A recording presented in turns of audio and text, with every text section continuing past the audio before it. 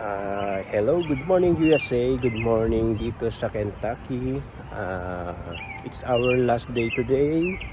Eto, nagising ako ng maaga around 3:30. Hindi na ako makatulog because kagabi parang maaga yata akong nakatulog. Ang sarap ng tulog ko but ang aga kong nagising. So gusto kong mag-explore dito sa labas ng hotel.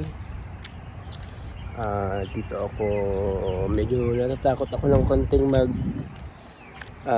lalakad ng medyo malayo. So kasi hindi pa natin kabisado dito sa Amerika, hindi natin kabisado ang mga tao dito kung safe bang maglakad-lakad muna or so gusto kong hintayin si Nori na maglakad-lakad pero naiinip ako sa lobby ng hotel. So nandito tayo ngayon sa labas. Ito yung labas ng hotel.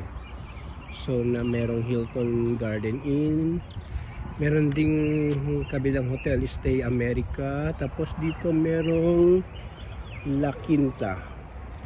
So ayan, La Quinta, ang ganda ng hotel dito. So yung first na hotel na pinag-stayan namin, maganda siya, maluwang yung kwarto.